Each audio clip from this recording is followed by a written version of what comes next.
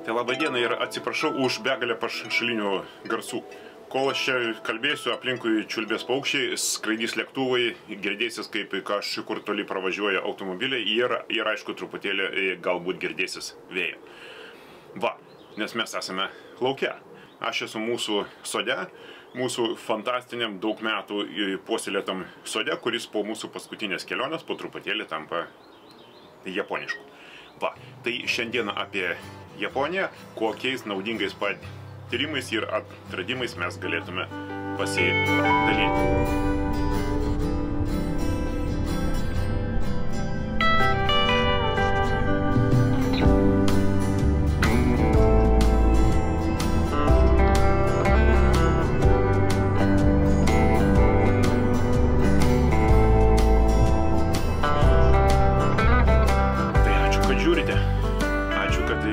Ačiū, kad žiūrite, ačiū, kad prenumeruojate. Apačioj parašėme, aš sudėsiu nuorodas į visus mūsų 5 pasakojimus apie Japoniją. Jeigu dar jų nematėte, mielai prašome pasižiūrėti. Ir mes labai džiaugiamės kiekvienu jūsų komentaru, kiekvienu jūsų laiku. Ir be abejonės mes ypatingai vertiname jūsų prenumeratą. Toli gražu tai nebus tas visas sąrašas, kuris yra reikalingas žinoti keliaujant į Japoniją, bet labai tikiuosi, kad bus nauda kad iš to nauda bus, nes kuo daugiau informacijos žinai prieš kelionę, tuo yra lengviau keliauti ir tuo daugiau gali pamatyti. Kelionė į Japoniją mes pasirinkome skrydį, galima buvo, aišku, eiti pėsčiomis.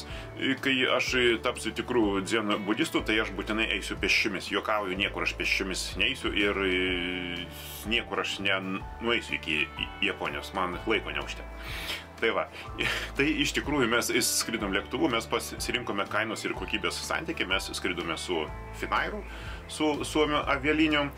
Ir atgal tas pats Finairas mus parskraidino su japonų avialinijom, kas buvo labai maloni patirtis, nes Suomių avialinijos truputėlį suprastėjusios, jie pradėjo irgi labai skaičiuoti ir bagažus papildomus, ir matuoti, ir ten visokių dar dalykų pas juos atsirado, kurių anksčiau nebuvo. Tai va, o japonų avialinijos už tą patį bilietą veža tave su 2 lagaminais po 23 kg ir rankiniu bagažu 10 kg. Tai yra 53 kg gėrio iš Japonijos tu gali atsivežti su japonų avialinijom, čia vienam žmogui. O jeigu dviese, tai 100 kg suvenyrų iš Japonijos garantuotai. Va, tai kitą kartą būtinai tik su japonų avialinijom, tarp kitko jos skraido į Helsinkį. Va. Galima buvo skristi į Japoniją su Lenkų avialinijom, su liotu truputėlį brangiau išėjo, arba buvo galima skristi su persėdimu Stambule, tai yra skristi galima buvo su turkų avialinijom, irgi truputėlį išėjo brangiau. Tai va. Galiu pasakyti tik tai tiek, kad lėktuvo bilietų kaina yra pati brangiausia išlaidų eilutė keliaujant į Japoniją.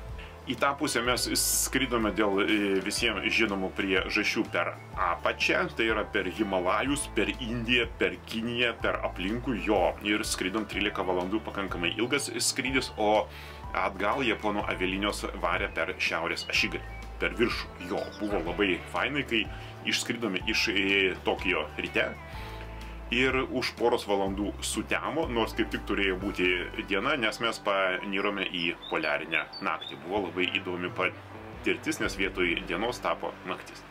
Tai va, prieš skrydį į Japoniją reikia pasirūpinti galiojančių pasų. Lietuvos piliečiam jokių papildomų vizų nereikia, reikia tiesiog galiojančio paso. Ir ten, kai jūs atskrisite, mes atskridome į Osaką. Jūsų pasą praskanus, mūsų pasą praskanavo kažkodėl tai 2 kartus pradžioje, ten vienoje vietoje, paskui kitoje vietoje paklausė, ko jūs atvažiuojate, ko jūs atvažiavot. Mes pasakėme, kad mes norime pamatyti Japoniją, tai mums pasakė, prašom. Va, pasižiūrėjo į mūsų veidus ir ant mūsų veidų buvo viskas parašyta, ko mes čia atvažiavom ir ką mes čia norime daryti. Dar Japonijoje manyčiau, kad reikia telefono mano nuostabusis telefonas, va šitas va, pabuvojo pamestas, apie tai yra istorija mūsų pasakojime apie Japoniją, tiksliau sakant, mūsų 5 net pasakojimuose apie mūsų kelionę į Japoniją, kuriuos aš sudėsiu va šičia apačioj, ir jeigu dar jų nematėte, tai prašome pasižiūrėti ir ačiū, kad žiūrite. Tai va, tai reikia telefono ir interneto be abejonės. Wi-Fi'us visur ten, kur mes buvome apsistoję, veikia puikiai Japonijoje, Google žemėlapiai veikia puikiai ir internetas eSIM-as, tai yra virtuali SIM kortelė, taip pat veikia puikiai, operatorių yra įvairių, aš naudojau Airalo eSIM-o operatorius, kurie veikia puikiai. Iš tos baimės, kad man ten labai reikės interneto, nusipirkau 10 GB, kurie šiaip neypatingai daug kainavo. Tai iš tų 10 GB netaupydamas per 2 savaitės aš sunaudojau 6,5 GB. Tai va, tai maždaug galite pasiskaičiuoti, kiek jums to interneto tenais reikės. Japonijoje būtiniausiai reikia tinklo adapterių, jau vien dėl to, kad mes galėtume pasikrauti savo nuostabųjį telefoną, kuriame mes jau turime internet. Va, reikalingas va tokio tipo tinklo adapteris, toksai kaip važiuojant į Jungtinės valstijas, tai yra 2 kontaktų, kuris leidžia mūsų europinę šakutę pasijungti į japonišką rozetę. Japonijoje elektros įtampa yra kita, ten yra mažesnė, yra 120, jeigu neklystu, voltų, tai būtinai dar pasižiūrėkite, ar jūsų prietaisas tenais veiks.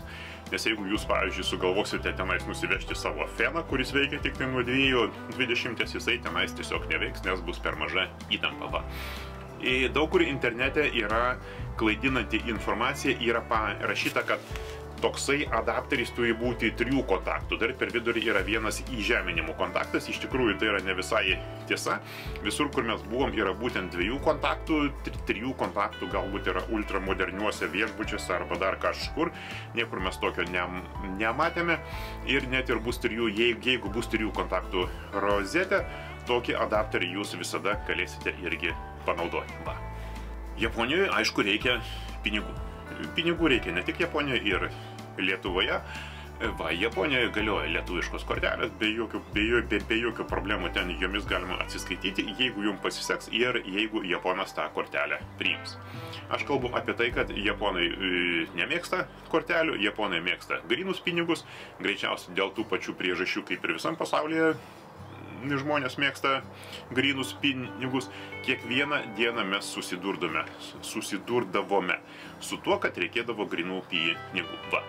Japonijoje yra keityklos, kurios gali puikiausiai pakeisti eurus į japoniškas jenas, bet dar patogiau Japonijoje yra pinigų keitimo automatai. Kol laukiam maisto, galiu papasakoti apie pinigų keitimo ypatybės Japonijoje. Tai pradžioje mes kažkaip bandėm ieškoti kažkokių keityklų įprastinių mum, bet pasirodo visur stovi keitimo automatai. Va, kaip šitas va šalia manęs. Ir tokių yra visoje Japonijoje pilna, labai paprasta pasirinkti, kokius pinigus tu nori išsikeisti.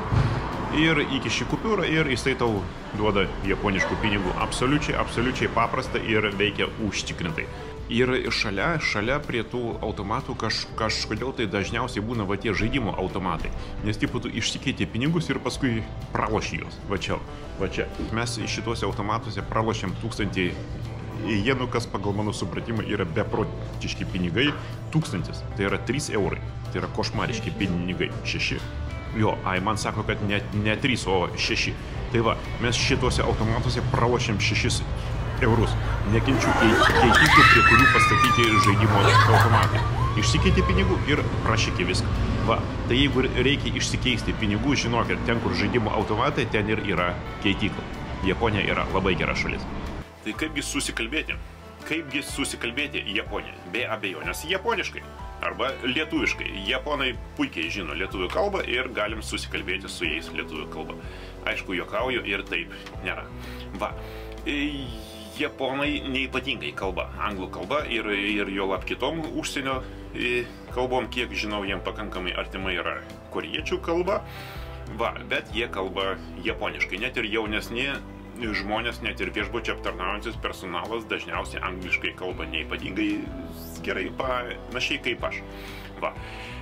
Tai iš tikrųjų jie mielai naudojasi telefoniniais vertėjais įvairiausiais ir mes darėme tą patį. Tiesiog telefone įsijungi patį paprasčiausią Google arba kokį jums patinka telefoninį vertėją ir sakai, ką tau reikia, jisai verčia į japonų kalbą ir japonai puikiai tave supranta ir jie patys lygiai taip pat naudojasi telefoniniais vertėjais. Tai susikalbėti jokių problemų tenais nebuvo, visus klausimus mes išsprendėme arba elementarių anglų kalbos žinių pagalba arba telefoninio vertėjo pagalba. Tai net ir mano telefoną surasti man užteko principė 2 mano japoniškų žodžių. Tai yra konnichiwa ir arigato. Ar Japonijoje saugu? Japonija yra labai pavojinga šalis. Japonija yra ypatingai pavojinga šalis, ta prasme, kad per 2 dienas, per 3 dienas tu pamiršti apie tai, kad kelionėje reikia saugotis, kad kelionėje reikia nežiopsoti, kad kelionėje reikia neužsimiršti, kad kelionėje reikia double check visą laiką pasitikrinti, kas aplinkui, ką tu turi, ko tu nepametėjai, ką tu kur padėjai, ar tu viską paėmei. Tai Japonija yra super fantastiškai saugi šalis ir, kaip ir sakiau, per 2-3 dienas tu užsimiršti. Tu eini išsižiojęs ir negalvoji, kad kas nors čia gali tave apgauti, kas nors gali prie tavęs pristoti, ko nors prašyti, arba tau kažką siūlyti, arba ten kažkas. Jokių būdų. Japonai, minia vaikšto japonų, jie visi vaikšto lygiai kaip ant šachmatų lentos, vienas nuo kito vienodais atstumais. Jie niekur nesiliečia vienas prie kito. Aš nesuprantu, kaip jie sugeba metro važiuoti, pilnas metro vagonas, tarp kiekvieno japono vis tiek yra toksai tarpas. Japonija yra fantastiška ir labai saugi šalis. Tai kągi, mes jau atvažiavom į Japoniją. Turim telefoną, turim elektros adapterį, tą telefoną galime pasikrauti, turime internetą, mūsų pasą patikrino, mūsų įleido ir tada kas? Tada yra japoniškas transportas. Taip, pradžioje jisai atrodo truputėlį painokas ir truputėlį stovi toksai išsižiojęs ir galvoja, o tai kur dabar važiuoti, o tai kaip važiuoti. Yra daugumoj atveju yra angliškai stočių pavadinimai, yra galų gale į telefoną galima ten metro parsisiųsti kažkokį tai appsą, kur yra visas metro, bet maždaug po dienos tu perpranti sistemą ir viskas pasidaro labai aišku ir viskas labai paprasta. Transportas Japonijoje veikia fantastiškai. Nuostabiai autobusai, traukiniai, mes pagrindė važinėjame traukiniais, ar lėtieji, ar greitieji, ar privatus. Labai yra įdomus dalykas, Japonijoje yra privačių traukinių linijos. Gali būti kitokia bilietų pirkimo sistema, gali būti truputėlį kažkas kitaip, bet jie irgi puikiai veikia. Tai visuomeninis transportas Japonijoje yra fantastiškas, tai yra pats geriausias transportas iš visų šalių, kuriuose mes buvome, o tų šalių buvo tikrai nemažai.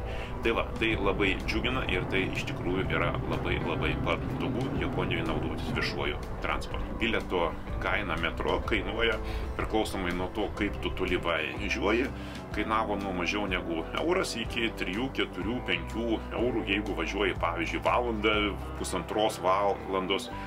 Iš Osakos į Kijotą mes važiavom valandą su viršum, jeigu aš dabar pamenu teisingai. Nusipirkom į Kijoto bilietus.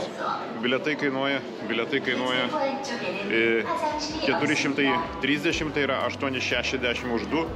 Tai yra 5,5 euro iki Kijoto nuvažiuoti. Visą valandą reikės važiuoti, tai čia praktiškai už dyką gaunasi. Tai kainos iš tikrųjų labai yra geros. Mes iš tikrųjų pirkome paprastus bilietus. Mes visą laiką pirkome paprastus bilietus, bet reikėjo, aišku, nusipirkti korteles arba nuolatinius bilietus. Kiek aš žinau, kortelės reikia nusipirkti, pavyzdžiui, metro stoties informaciniam centre ir paskui gali jas pasipildyti, bet iš esmės mes labai tingėjom gilintis į tuos visus dalykus ir pirkom paprastus bilietėlius. ir tai vis tiek nepasirodė brangu. Va, tai jeigu jūs naudotumėtės kortelėmis arba nuolatiniais, tai būtų visuomeninis transportas būtų dar pigiau, kas šiaip yra labai, aišku, šaunu. Dar vienas labai smagus dalykas, kurį reikėtų akcentuoti apie Japonijos visuomeninį transportą, tai yra visuomeninio transporto antspaudai. Va. Aplamai Japonijoje yra labai plati ir labai įvairialypė antspaudų kultūra. Pas juos antspaudas tai yra vietoj parašo gali būti, ten žmonės turi po kelis antspaudus, vienas antspaudas yra, pavyzdžiui, paprastas parašas, kitas antspaudas yra prabangesnis, pavyzdžiui, tvirtinti savo parašų kažkokius ten svarbius dokumentus, ten, pavyzdžiui, namo, būtų pirkimo, automobilio pirkimo arba ten dar kažką. Tai va, antspaudų jie turi įvairiausių. Ir kas yra labai smagu, traukinių ir metro stotis taip pat turi savo antspaudus. Bent jau Osakoje ir Kiote tai jų yra apsčiai. Kiekviena stotis turi savo antspaudus. Tokijoje mes bandėm paklausti vienoje kitoje stoty, mums pasakė, kad nėra, tai mes tiesiog tada jau metėm šitą užsiėmimą. Galbūt Tokijoje tiesiog tuose stotyse nebūtų. Šito negaliu pasakyti. Tai va, iš tikrųjų turim pasidarę labai smagią kelioninę knygutę. Mes turim pasidarę kelioninę knygutę iš japoniškų įvairiausių antspaudų, iš įvairiausių atvirukų. Va, ir ši čia, pavyzdžiui, yra Eurykos piešinys ir yra Kioto stočių antspaudai. Ne, čia net yra Osakos antspaudai. Pavyzdžiui, ši čia yra irgi Osakos metro antspaudai. Tiesiog prie turniketo, ten, kur išeini iš metro stoties, ten dažniausiai būna informacinis centras ir ten yra padėti tie antspaudai, jie yra nemokami, visi šitie antspaudai yra nemokami, jie tiesiog kartais jau būna tenais pas juos rašalo nebelikę, bet tuos antspaudus į kažkokį tai bloknotą visi keliautojai mėgsta susidėti ir mėgsta susiantspauduoti. Tai va, labai yra smagus dalykas, rekomenduoju. Tai jeigu jau atvažiavai į Japoniją į kažkur, tai nori ar nenori, anksčiau ar vėliau reikės kažką valgyti. Va, tai Japonijoje mes valgėme dviejų tipų įstaigos. Tai yra, mes eidavome į maisto parduotuvės, 7-Eleven parduotuvę, Family Mart arba Lawsonas, tai yra principė vienodi tinklai, tik pavadinimai skirtingi, jie ten dar kažkokiais niuansais galbūt skiriasi, bet jų rasite visur. Visur, net ir mažiausiame miestelėje yra šitų parduotuvių ir kas yra labai smagu, tuose parduotuvėse gali nusipirkti maisto. Normalaus maisto pagaminto, paruošto, supakuoto, kurį reikia tik tai pasišildyti arba gali suėsti ir nešildytą, tai yra šalta ir įvairiausių puikiausio maisto nedidelėm porcijom japonam yra paruošta ir lygiai taip pat juos gali nusipirkti. Ir mes valgėm nedidelėse užeigose, nebrangiose. Už maistą mes sumokėjom, dabar žiūriu, už maistą dviem mes mokėjom maždaug nuo 12 iki 30 eurų. Dviem pavalgyti pilnai užteko. Tai va, į Japonijoje pavalgyti kainuoja labai nedaug, kaip ir transportas kainuoja labai nedaug, tai Japonija jau darosi tokia fantastinė šalimi, kur iš tikrųjų viskas kainuoja nedaug, o ten dar daug ir kitų dalykų kainuoja nedaug. Va. Dar ką pamiršau labai svarbaus pasakyti, kad Japonijoje nėra arbatpinigių kultūros. Tai yra, japonam nereikia jokių arbatpinigių ir dėl to jautiesi labai komfortiškai, nes tau nėra jokio galvos skausmo. Kaip čia palikti, kiek čia palikti, ar čia per daug palikau, ar čia per mažai palikau, ar čia kas įsižeidė, neįsižeidė. Arbatpinigių kultūros nėra. Sumokėjai tiek, kiek reikia, atsilankstėt visi ir visi patenkinti išsiskyrė. Tai va, viskas paprasta ir yra labai gerai. Liko dar vienas svarbus dalykas, kur gyventi Japonijoje. Aišku, būtinai reikia apsigyventi kapsulinėme viešbutyje, tai yra tokiam grabelėje, į kurį iššliauži permiegot gali tenais Tokijo centre, pavyzdžiui. Mes nuo tokios egzotikos atsisakėme, nes atsiprašant į savigarbos aš turiu daugiau, kad lysti į tą grabelę ir tenais nakvoti. O jeigu rimtai, tai iš tikrųjų su amžium tai yra nepatogu galbūt miegoti tokiose vietose, bet tai iš tikrųjų yra egzotiška vieta. Va. Mes viso turėjome 3 viešbučius, tai yra Osakoje, Kiote ir Tokijo, Tokijoje mes gyvename savaitę, Tokijo viešbutis mums kainavo brangiausiai, vidutinė kaina už visus viešbučius per parą pas mus išėjo 71 euras. Galima buvo ieškoti trupučiuką pigiau, bet tada mažėja kambariai ir mažėja komforto. Va, Kijote mes aplamai gyvenome, puikiai gyvenom labai dideliam kambarį su vonia, japoniška vonia, tai yra kažkas tai tokio, tai yra fantastiškai patogus ir malonus dalykas. Tai va, žiūrėkit, kad būtinai būtų vonia. Jo. Kaip ir sakiau, 71 euras išėjo vidurkis ir Tokijo viešbutis buvo brangiausiai. Tokijoje su viešbučiais yra prastai, mes gyvenam truputėlį toliau nuo centro tam, kad būtų viešbutis normalesnis. Aš sudėsiu viešbučių nuorodas apačioje. Va. Aišku, jeigu piniginė leidžiu, ten galima pasiimti visokius prabangius viešbučius, kurie kambariai bus dideli ir ten visos kitos bus paslaugos. Bet pavyzdžiui, Osakoje mes gyvenom labai puikiam viešbutį, Bookingas davė mums pakankamai didelę nuolaidą ir buvo fantastiniai pusryčiai. Kambarys nebuvo didelis, bet buvo tikrai labai patogus ir buvo labai viskas komfortiška. Tai va, kai rinksitės viešbučius, būtinai skaitykite atsiliepimus. Pagrindinis dalykas, ką mes išmokome per keliolika metų užsakant viešbučius, būtinai reikia pasiskaityti, ką rašo kiti gyventojai arba ką rašo kiti žmonės, kurie gyveno tam viešbutyje.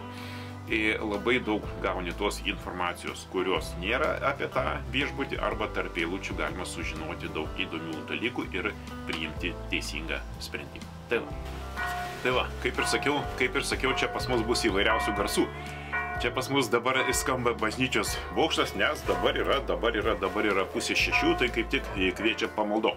Tai reikėtų lukterti, kol jie nustos skambėti, bet labai gražu yra. Taip.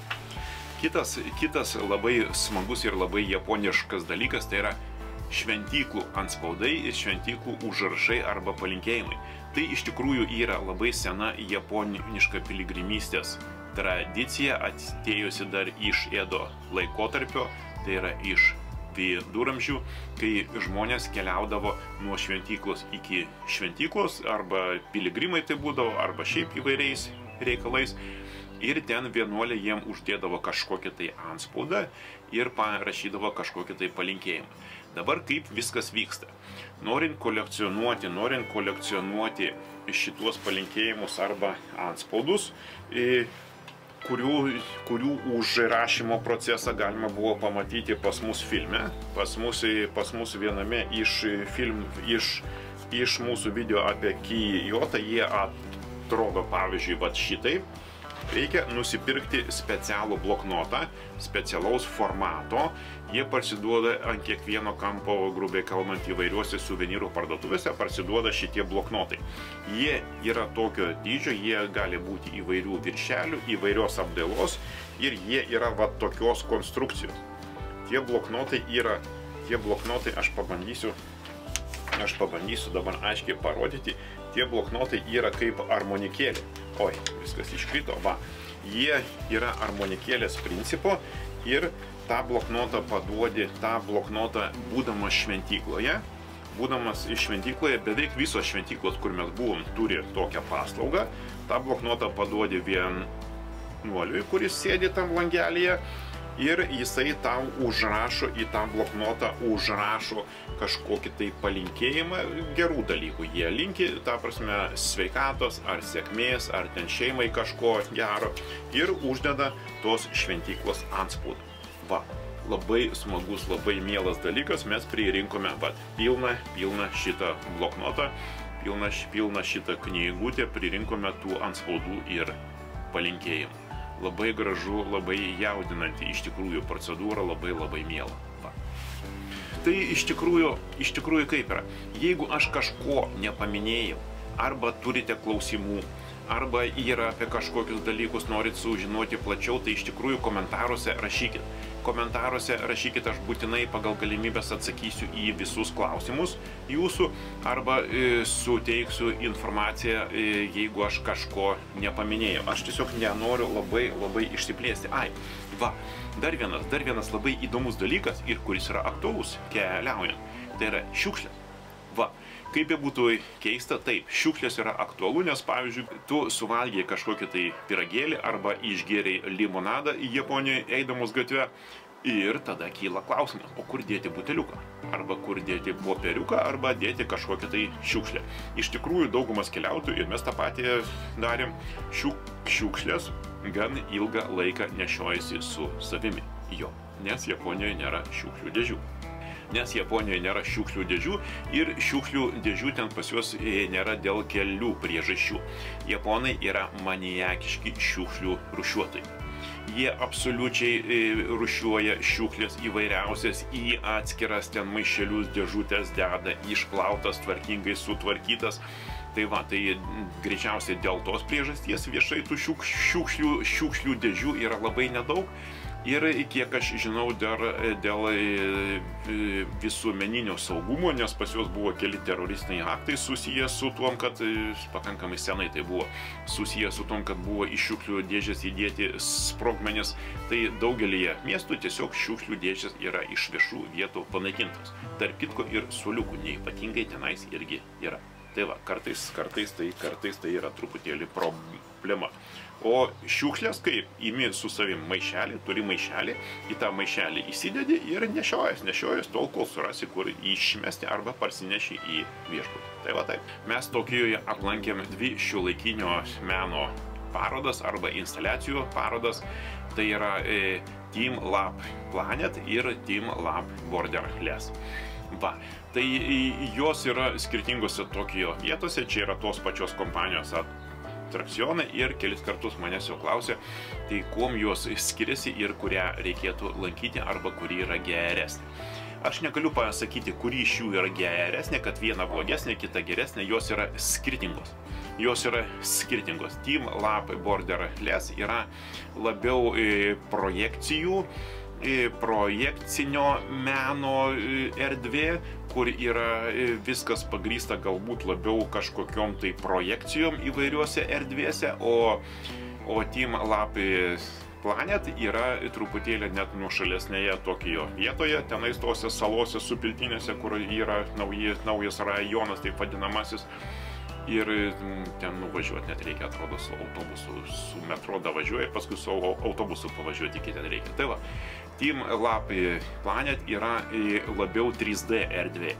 Yra labiau apimtinė, ten yra erdvės labiau skirtos ne vizualiniam, o taktiliniai pramogai, kai tu gali viską paliesti, gali, pavyzdžiui, įeiti į vandenį, ten reikia eiti basom, yra spintelės, yra kur tu palieki daiktus, palieki batus, abiejose, tarp kitko, juose yra spintelės, kur gali pasidėti kuprinę, pasiemi raktus, visa tai yra nemokama. Ir pavyzdžiui, Team Lab Planet, tu eini basom, tu eini į vandenį, tu gali paliesti visokius objektus, ten visokius rutulius, visokias ten instaliacijas, visokias Tai jos yra labai skirtingos, kaina jų yra panaši abiejų, tai iš tikrųjų vėlgi pasikartosiu, negaliu aš jų išskirti, kad ta yra geresnė arba ta yra blogesnė. Mums galbūt truputėlį labiau patiko Team Lab Borderless. Būtinai reikėtų žiūrėti, ar visos instaliacijos veikia, kai mes buvom ir vienoj, ir kitoj po vieną instaliaciją neveikia, jos buvo remontuojamos, tvarkomos arba ten dar kažkas tai buvo. Bet šiaip yra super unikalus dalykas, kurį būtinai reikia aplankyti. Aš pabandysiu papasakoti apie tokį dalyką, kuriame aš nesu didelis specialistas, bet tai buvo labai irgi įdomi patirtis, tai yra shoppingas Japonijoje. Arba apsipirkimas Japonijoje. Kas iš tikrųjų nustebino, Japonija yra fantastiškai pigi šalis. Ta prasme, ne tai, kad ten yra piguva, ten yra visokių įdomių dalykų ir labai kokybiškų dalykų, bet yra mitas, kad Japonijoje yra brangu. Japonijoje yra ne velnio nebrangu ir net ir apsimoka ten nuvažiuoti, pavyzdžiui, ir kažką nusipirkti. Pavyzdžiui, rūbai ten buvo stipriai pigesni negu pas mus Lietuvoje. Labai įdomiai Japonijoje veikia tax free arba mokesčių grąžinimo sistema išvažiuojant iš šalies. Viskas veikia kaip? Reikia turėti pasą su savimi ir eini į parduotuvę ir perkant už tam tikrą sumą, perkant už 5000 arba už 5500 jenų arba japoniškų pinigų, prekių suma, tai yra bendra suma. Gali būti pigesnės prekės, jum yra gražinami mokesčiai, truputėlį skirtingai priklausomai nuo prekių kategorijos, aš ten tų visų niuansų nesigilinau, bet nuo 5 iki 25% jum gražinama sumos iš karto, tai yra jūs sumokate mažiau. Reikia turėti pasą, tą pasą parodai ir tada tau suteikia iš karto vietoje nuolaidą. Tai pavyzdžiui, perkant fotoaparatūrą, tą pačią, kur aš taip ir nesusiorientavau ir nesugebėjau nieko tenais ypatingai gero nusipirkti Japonijoje, dėl ko aš šiaip gailiuosi, tai perkant brangią fotoaparatūrą galima ją nusipirkti, pavyzdžiui, 25% pigiau. Tai yra jau daug, tai yra pakankamai daug. Jie, aišku, supakuoja tai kažkokius tai maišelius, ten atseit to maišelio negalima išpakuoti, kol tu neišvažiuosi iš šalies, bet kažkaip niekas netikrino ir niekas nežiūrėjo. Tai labai šauniai veikianti sistema. Girdėjau tokį gandą, kad šiemet tai yra paskutiniai metai, kai šita sistema veikia parduotuvės. Ta prasme, tu tiesiogiai gauni nuolaidą iš karto. Vėliau lyg tai bus jau padaryta oro uoste, visą tai reikės turėti čekius ir oro uoste tau tai gražins, bet kaip tai veiks ir kokios bus eilės, tai man baisu pagalvoti. Nes, pavyzdžiui, Tokijoje aplamai buvo žmonių oro uoste tiek, kad nemačiau niekur tiek žmonių, kiek Tokijo oro uoste. Tai iš tikrųjų labai trumpai tiek apie mūsų kelionę į Japoniją. Galbūt kažkokios informacijos rasite žiūrėdami mūsų video apie Japoniją, į kurios nuorodą aš įdėsiu apačioj aprašyme. Mes aplankėme labai nedaug, mes nuėjome, sakykim taip, tuo labiausiai pramintų turistinių takų ir aš labai tikiuosi, kad mums dar kartą pavyks nuvažiuoti į Japoniją ir tikslingai aplankyti tai, ką mes norime pamatyti. O mes labai norim pamatyti ypatingas Japonijos šventyklas, kurių nepamatėme, ir pamatyti ypatingus Japonijos sodus. O jau jau šito fantastinio gėrio ten yra daug. Tai važiuokit į Japoniją, nes tai yra šalis, kaip ir sakiau, top 5. Tai yra fantastiškai egzotiška ir nepaprastai įdomi šalis su savo unikalia kultūra ir fantastiškais žmonėmis. Žmonės yra Japonijoje kažkas tai tokio. Drįsčiau pasakyti, kad taip turėtų elgtis visam pasaulyje. Taip turėtų elgtis žmonės visame pasaulyje. Tai yra gyventi netrukdydami vienas kitam ir gerbdami aplinką ir vienas kitą. Tai šitas Japonijoje sužavėjo labai. Taip, žinau, Japonijoje yra problemų. Japonijoje, kaip ir visose visuomenėse, yra savų problemų, yra įvairiausių problemų, ne visos jos yra demonstruojamos ir daugelis jų yra keistos ir pakankamai sudėtingos. Bet tu tenais jautiesi labai gerai. Nuostabi šalis Japonija. Ačiū, kad žiūrėjot. Ačiū už laikus ir ačiū už prenumeratą.